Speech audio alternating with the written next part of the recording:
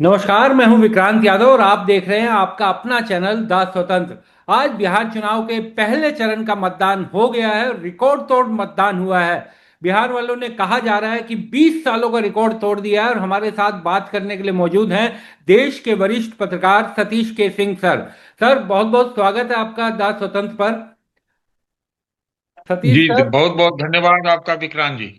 Satish sir, आप आए हैं बिहार चुनाव पर तो बात करते ही हैं। सर, पहले ये एक फोटो जो प्रोफेसर राकेश सिन्हा जी का घूम रहा है कि इन्होंने दिल्ली के चुनाव में भी वोट दिया था और अब बिहार में जाकर भी वोट दे दिए है। इनकी सफाई आई है सर कि मैं क्योंकि राजनीतिक प्राणी हूं तो मैं अपने क्षेत्र में सक्रिय रहना चाहता हूं, मैंने दिल्ली का वोट कटवा दिया है। लेकिन सर, अब एक और नया पेच आ गया है कि ये मोतीलाल नेहरू कॉलेज में प्रोफेसर हैं, नौकरी करते हैं, सरकारी नौकरी करते हैं। तो अब सवाल ये उठ रहा है, क्या नौकरी से इस्तीफा देकर ये वहां गए हैं? और भी दो तीन कार्यकर्ता बीजेपी के सामने आए हैं सर, जिन्होंने दिल्ली में भी वोट डाला था और अब बिहार में भी वोट डाला है। देखिए, इसकी जांच होनी चाहिए। उनके भी दावे हैं। अब हाँ, यहाँ कहा जा रहा है उनके बारे में, लोग कह रहे हैं कि यहाँ भी वोट दिया वहां भी वोट दिया। हाँ, अब उसमें उन्होंने अपना वोट कटवाया कि नहीं, या फिर तो इस चुनाव आयोग के ऊपर है ना कि क्या एप्लीकेशन दिया, कटवाया या नहीं कटवाया, हाँ, या कोई इस तरह का कोई फर्जीवाड़ा है तो इसकी जांच करे। लेकिन जांच तो करे पहले। सबसे हाँ, बड़ी बात यह है, हो सकता है वो सही हो, हाँ। लेकिन जांच तो होनी चाहिए ना, स्थिति स्पष्ट हो जानी चाहिए कि भाई क्या सही में ऐसा है, और है तो ऐसा क्यों है। हम्म, तो और ऐसे में भी जो कल राहुल गांधी के दावे हैं, मैं भी उनको उसको दावे ही कहूंगा जी। कि भाई उन्होंने अपने तरफ से ब्राजीलियन महिला का फोटो लाया और 25 लाख वोटों के चोरी, सरकार चोरी की बात आप कर रहे हैं, तो उसकी जांच तो करानी ही चाहिए ना। हम्म। कि आज फिर आप एफिडेविट उनका मांग के और उसका इंतजार करके उसको कहेंगे नहीं, आपके ऊपर सवाल है, आपके डेटा पर सवाल है, तो आप जांच करिए। तो मैं तो ये कह रहा सर, हूँ जी। बिहार में बहुत बढ़िया वोटिंग हुई है पहले दौर के मतदान की। तो क्या देखा जाए सर, क्या ओवरऑल समझ में आता है पूरे दिन के घटनाक्रम को देखकर? देखिए, मैं समझता हूँ इसके चार कारण हैं वोट बढ़ने के। पहला तो ये है कि 2020 में, मैंने पहला क्रमवार नहीं बोल हाँ, रहा हूँ, ये दिमाग में आ गया तो बोल रहा हूँ कि 2020 में कोरोना का एक आतंक था। हाँ, तो हो सकता है उसे थोड़ा बहुत प्रभावित निश्चित रूप से हुआ होगा। और चुनाव उसी के ठीक बाद हुआ था। बड़ी सवालिया निशान थे, बहुत तरह की बातें थी उस समय। लोग डरते थे, खुद मैं भी, सब कोई डरता था उसमें। तो एक कारण ये हो सकता है कि उस समय वोटिंग परसेंटेज उससे इफेक्ट हुई, पहला। दूसरा कारण जो मैं समझता हूं वो ये है, चलिए 10,000 रुपया वाला काम तो किया होगा बिहार में, ऐसा तो नहीं है। तो हो सकता है उसकी वजह से परसेंटेज ऑफ वोटिंग भी थोड़ा अप गया हो। तीसरा कारण जो मैं समझता हूं कि जो बहुत बड़ा कारण हो सकता है वो ये हो सकता है कि जब 47 लाख वोट कटे या 45 लाख, जो भी वोट कटे, तो जब वोट कट गए तो जहां पर लोग वोट देते थे, मान लीजिए 10, हम्म, 10 वोट देते थे, अब तो फिर उस हिसाब से देखा जाए तो 7 वोट देंगे या 6। तो जब परसेंटेज में काउंटिंग होगी, तो वो परसेंटेज में लोग जिसके नाम है, और इस बार चूंकि जिसका नाम है उसके लिए बड़ी बात है, तो हम्म, वो शायद वोट देने आया होगा। तो वो भी नंबर में भी आया, और परसेंटेज में आप देखिए, जब ओवरऑल वोट का नंबर घट गया, हम्म। वो वोट सात हाँ, लाख 7,42,00,000 रह गए, तो परसेंटेज तो ऊपर जाएगा ना। हाँ। ये तीसरा कारण है। और एक जो बहुत बड़ा कारण वो हो सकता है, जो हमने अब तक देखा है, अब तक बोलना पड़ता है कि फाइनल फिगर क्या आता है, क्या दिया जाता है, वो देखना होगा। उसमें आप ये देखेंगे कि जो इलाकों में ज्यादा वोटिंग हुई है, उसमें 7-8 जिले तो ऐसे हैं, 7-8 इलाके ऐसे हैं जो मुख्यतः आरजेडी नहीं तो जेडीयू का गढ़ माना जाता है, हाँ, दोनों का गढ़ माना जाता है। हाँ। तो उन इलाके में परसेंटेज का ऊपर जाना, ये जो है, वो फिर एक बात, इस बात का इशारा करता है कि जितना हम लोग एकदम वन साइडेड चुनाव समझ रहे हैं कि 10,000 से सब बदल गया चुनाव, हाँ, शायद वैसा है नहीं। हाँ, इसका मतलब मैं कतई नहीं कह रहा हूं कि महागठबंधन पूरा का पूरा एकदम सुपड़ा साफ कर देगा, ऐसा नहीं। हाँ, लेकिन ये जो समझ में है लेकिन बेगूसराय, हाँ। मधेपुरा, हाँ। शायद सहरसा भी वो जगह है, और लखीसराय, इसके अलावा गंगा के उस पार चले जाइए तो सिवान गोपालगंज इलाके में कुछ इलाके हैं, मुजफ्फरपुर, इन सब जगहों में मतदान परसेंटेज ऊपर गया है। हम्म। ये दिखाता है कि वहां बहुत क्लोज फाइट है, बहुत संघर्ष है, और सबने अपने वोटर निकाले हैं। हाँ। तो ये कह देना कि वहां पर सब लोग नीतीश जी को बचाने के लिए आ गए वोट देने, ये सिर्फ नहीं हो सकता है। हाँ। वहां पर ये सीधा सीधा बहुत क्लोज संघर्ष, क्लोज फाइट की ओर ये चीजें इशारा करती है। ये हमको लगता है कि एक सेफ कंक्लूजन ये है। सर, एक चीज ये जानना चाहूंगा सर, कि हम लोग बहुत बात कर रहे थे जंगल राज और उसके बाद वाले शासन की, लेकिन मैं पिछले 2-3 दिनों से जो टीवी चैनल्स पर भी या सोशल मीडिया पर भी जो देख रहे हैं, कई ऐसे युवा भी सामने आ रहे हैं जो फर्स्ट टाइम वोटर्स हैं। उन्होंने, क्योंकि उनके लिए सबसे बड़ा मुद्दा है कि उन्हें रोजगार मिले, अपने प्रदेश में ही रोजगार मिले। तो आरजेडी क्या अपना परसेप्शन बदलने में भी पूरी तरीके से या काफी हद तक कामयाब रही? क्योंकि तेजस्वी के सामने बहुत बड़ी चुनौती ये थी कि जो लालू प्रसाद जी के जंगल राज को लेकर आरोप लगाए जाते थे, उसको परे रखते हुए आगे की राजनीति के प्रति लोगों को आकर्षित करे, खासतौर पर जैन जी को। देखिए विक्रांत जी, इस चुनाव में जो सबसे दो चीजें सबसे सुर्खियों में रही, हाँ। और जंगल राज की जगह एक शब्द आया, मोकामा, मोकामा राज। मोकामा राज। मो, हाँ, तो मोकामा में जो चीजें सामने दिखाई पड़ी, हत्या हुई, हाँ। जो जेडीयू के उम्मीदवार जेल गए, बाहुबली माने जाते हैं, और उसके बाद जो केंद्रीय मंत्री ने उनका कमान संभाल के जो बयान सब दिए, जिनसे उन पर एफआईआर भी हुआ, हाँ। तो हमको लगता है वो जंगल राज का नैरेटिव जो है, वो हमको लगता है उससे बाधित हो गई। वो वो उतना शायद पिछले 2-3 दिन की घटनाओं के बाद ये जो 20 साल पुराना जंगल राज की बात आती है, वो शायद उतना घर नहीं कर पाई होगी, ऐसा मेरा मानना है। क्योंकि सामने तो सुर्खियों में मोकामा, अनंत सिंह, दुलारचंद यादव जी की हत्या, यही सब बातें सामने रही। और फिर ललन सिंह का वो बयान, वो जिसको कहते हैं वो कि तोड़ मड़ोड़ के पेश किया गया हाँ। एफआईआर होने के बाद, तो हाँ। वो सुर्खियों में आई। एक तो ये है। दूसरी घटना, जिस प्रकार से आज जो डिप्टी चीफ मिनिस्टर है, हाँ। उनका आरोप था कि उनको उनके ऊपर उनके लोगों को भगाया गया या गया, इसके अलावा कोई घटना तो ऐसा कोई दिखाई नहीं पड़ता है।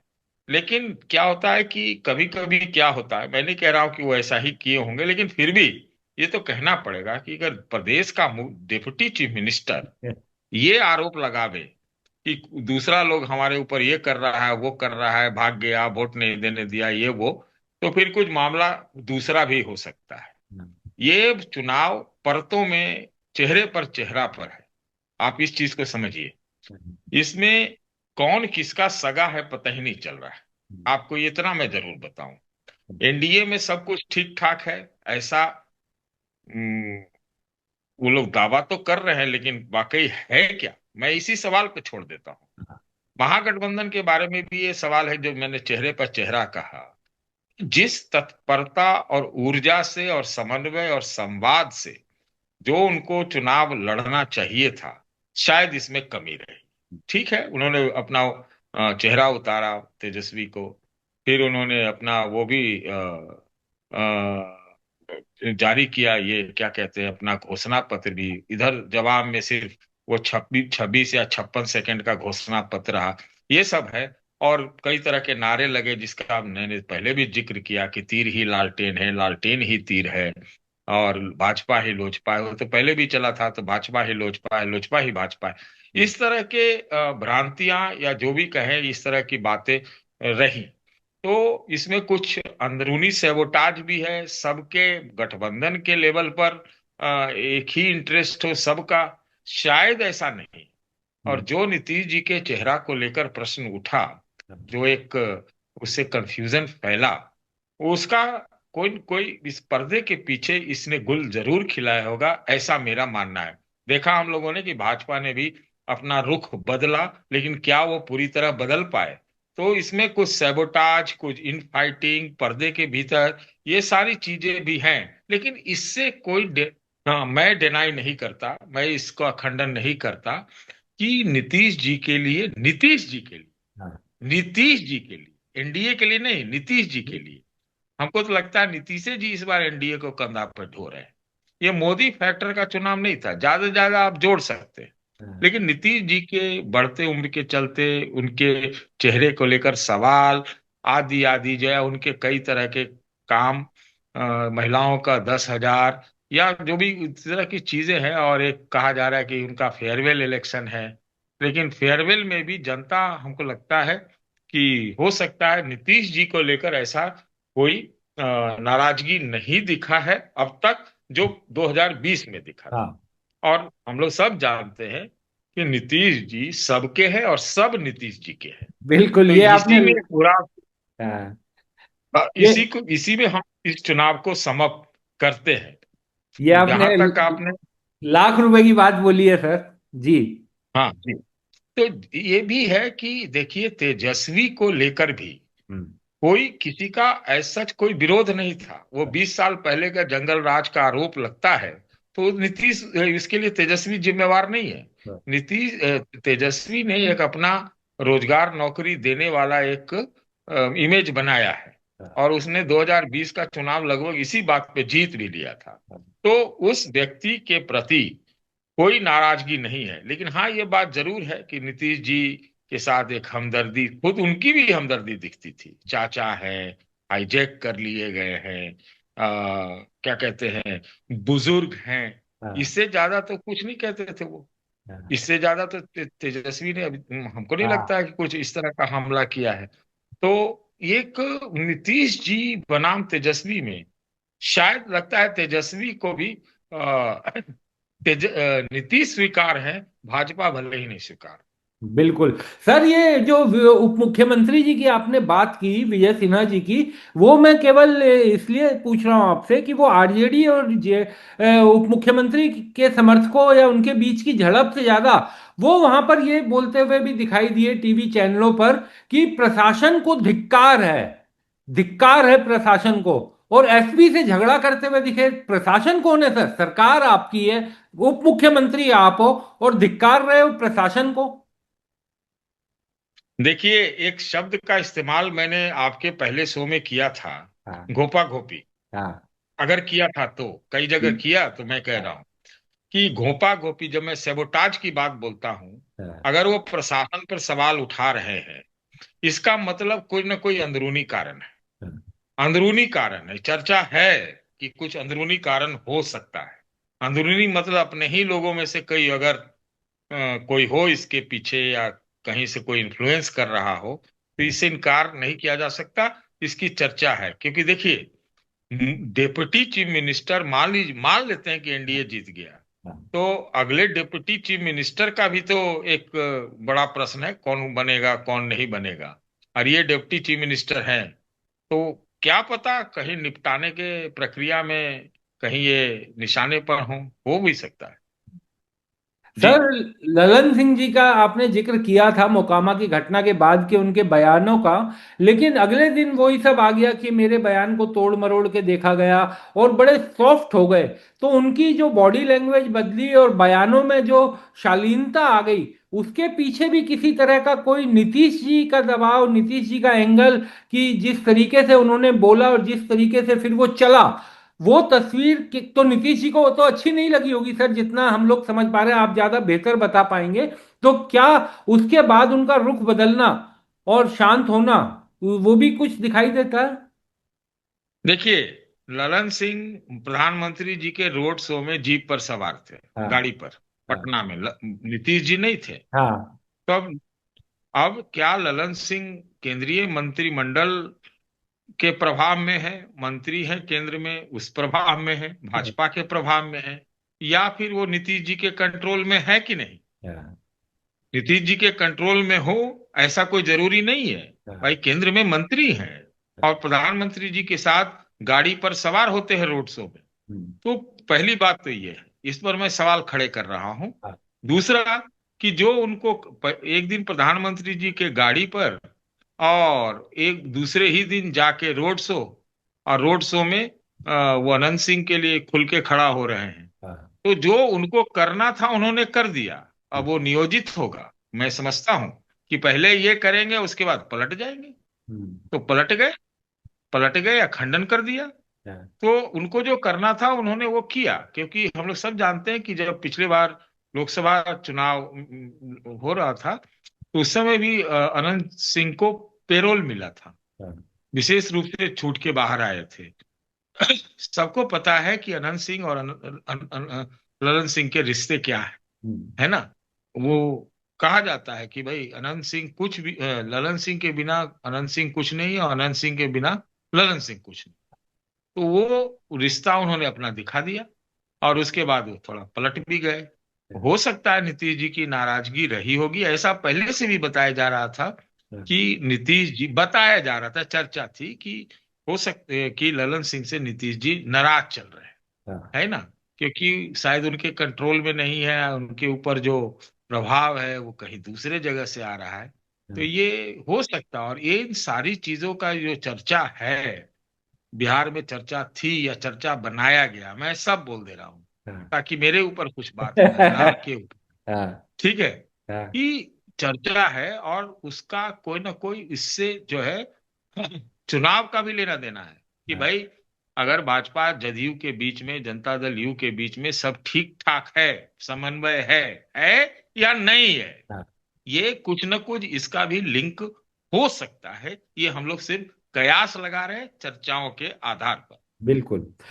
सर एक चीज ये जानना चाहूंगा, क्योंकि हम जिस तरफ आप बात कर रहे हैं चर्चाओं की, आपका आपका तो प्रदेश है सर, आपका जन्म वहां पर हुआ है, तमाम लोगों से आप वहां रोज सैकड़ों लोगों से बात कर रहे हैं, कि कुछ लोगों का ये भी कहना है कि जेडीयू की जो सेंट्रल लीडरशिप है, सेंट्रल मतलब जो दिल्ली की लीडरशिप है, दिल्ली के सांसद हैं, वो पूरी तरीके से अब बीजेपी के कंट्रोल में है, वो बीजेपी के कहे मुताबिक चलते हैं। तो क्या चुनाव के बाद नीतीश कुमार जी के साथ भी शिंदे, महाराष्ट्र के शिंदे जी के जैसा हाल हो सकता है? इस तरीके की बातें की जा रही हैं। नीतीश जी के राजनीतिक व्यक्तित्व को देखते हुए इस मसले पर आप क्या कहना चाहेंगे? देखिए, सबसे पहले तो ये है कि नतीजा क्या आता है। हाँ। हाँ, और पहले तो भारतीय जनता पार्टी यही कह रही थी कि विधायक दल चुनेगा मुख्यमंत्री। हाँ। नीतीश जी का चेहरा तो उस ढंग से घोषित नहीं हुआ, प्रेस कॉन्फ्रेंस करके फोटो लगा के विधिवत घोषणा तो हुई नहीं बिल्कुल। है। फिर बिल्कुल। बाद में उसमें परिवर्तन आया कि वैकेंसी नहीं है, तो सवाल उठा कि वैकेंसी कब तक नहीं है, 14 तक या उसके बाद भी। फिर ये कहा गया कि मुख्यमंत्री ही वो होंगे। तो आप जो कह रहे हैं कि जनता दल यू के कई लोग दिल्ली में जो हैं वो कंट्रोल में कहीं दूसरे जगह चले गए हैं, हमको लगता है फिलहाल ऐसी स्थिति बन गई है। नतीजा ये तो एकदम साफ दिख रहा है कि नीतीश को 43 सीट 2020 जैसा नहीं आने जा रहा, उससे ज्यादा आएगा सीट, ऐसा मेरा मानना भी है। तो अगर वो ज्यादा आता है, ठीक है, तो हम तो ये कहेंगे कि फिर नीतीश जी के आगे बीजेपी नतमस्तक है, हो चुकी है, या कोशिश भी करेगी तो शायद कामयाब नहीं होगी। क्योंकि लगता है कि नीतीश जी ने या नीतीश जी के लोगों ने, अगर उन्होंने नहीं, तो नीतीश जी ने ही बीजेपी को कंट्रोल कर लिया है। ओ सर, एक और चीज बस चलते चलते, कि क्योंकि अब चुनाव का एक चरण हो गया, दूसरा चरण आगे है।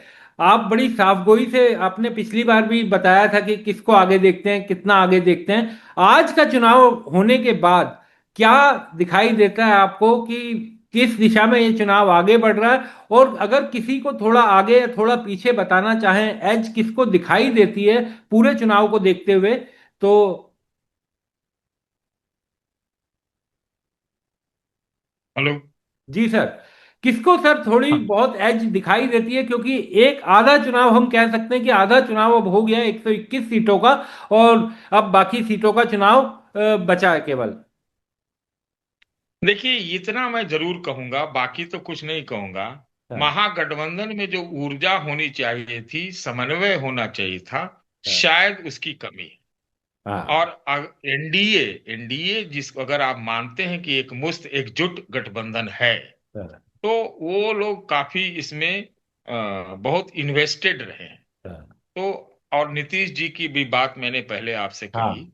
तो उस लिहाज से तो आपको कहना पड़ेगा कि हो सकता है कि एनडीए को एक थोड़ा सा बढ़त हो, एज हो। निश्चित रूप से। हाँ। हाँ, लेकिन ये बड़ा सवाल ये है, लाख टके का सवाल है या करोड़ों का सवाल है, जो हाँ। भी कहें, क्या हाँ। एनडीए एक पूरी तरह से है या नहीं है। हाँ। और जिस प्रकार से थोड़ा बीच बीच का गोल गोल बात करना पड़ेगा कि हाँ। भाई 8 7 9 जिलों में जिस तरह की वोटिंग परसेंटेज अब तक दिखाई पड़ी है, हाँ। वो क्या कहता है। तो हम्म। इसलिए मैंने कहा कि थोड़ा नतीजे पर इंतजार कीजिए। हाँ, गठबंधन के लेवल पर, वो गांठ बंधन के नहीं, गठबंधन के लेवल पर, या जो भी कहे, हाँ। उस आधार पर आप कह सकते हैं, लगता है कि थोड़ा एनडीए आगे होना चाहिए। लेकिन एनडीए में भाजपा का इंटरेस्ट और जेडीयू का इंटरेस्ट क्या हाँ। एकदम बिल्कुल एक है? क्या चिराग पासवान और नीतीश जी का इंटरेस्ट बिल्कुल एक है? हाँ। क्या ये सारी सवाल कई तरह के हैं। इसका तो अब बाद में ही 14 को भी इसका जो है उत्तर नहीं मिलेगा, ऐसा अच्छा। मेरा मानना है। हाँ, हम्म। तो 14 के आगे भी इंतजार करना पड़ेगा इन सवालों के लिए। हमको लगता है, हाँ। बाकी हम गलत भी हो सकते हैं, लेकिन लगता है ना, कभी हम जी। लोग ये बात तो कहते हैं ना कि नीतीश जी सबके हैं और वो सबके हैं, हाँ। और सबके लिए नीतीश जी हैं। तो ये पूरा चुनाव नीतीश जी के इन राउंड हो गया। ये हाँ। तेजस्वी के राउंड नहीं रहा, हाँ। ये नीतीश जी के राउंड रहा है। ये इसमें तो कोई शक नहीं, ना ये मोदी जी के इन राउंड हाँ, है। एक चीज सर ये जिसमें। नीतीश जी जी जी सर जी। जी, बस बस हो गया। एक चीज सर मैं यही कह रहा था कि जो चुनाव था, जिस समय चुनाव शुरू हुआ था उस समय लग रहा था कि नीतीश जी अब क्योंकि उनकी उम्र हो गई है, भूलने लगे हैं, तमाम चीजें सामने आ रही थी। लेकिन इस चुनाव के दौरान एक बार फिर नीतीश जी ही सेंटर पॉइंट हो गए और ये लग रहा है कि अब एनडीए का गठबंधन पूरी तरीके से नीतीश जी के चारों तरफ घूम रहा है और नीतीश जी के कंधों पर ही वो आगे बढ़ रहा है। ये भी इस चुनाव में हमने बदलते हुए पूरा चित्र देखा। बिल्कुल बिल्कुल, और एक महागठबंधन ने हमदर्दी ज्यादा जताई और हम्म। हमला कम किया। हम्म। और नीतीश जी का को लेकर जो हम्म। भ्रम रहा उम्र और भूलने और आदि आदि सब का, हाँ। उसको लेकर भी कोई बहुत हमला नहीं किया महागठबंधन ने। और इसमें क्या हुआ कि एक तरह से सर्वमान्य चेहरा नीतीश जी ही उतर गए, तो उभर के आए। हाँ। तो तमाम कमियों के बावजूद हमको लगता है कि ये जो चुनाव है नीतीश जी के इर्द गिर्द ही सिमट गया। बहुत बहुत शुक्रिया सर, आपने अपने व्यस्त समय में से समय निकाला, बहुत बहुत शुक्रिया। शुक्रिया।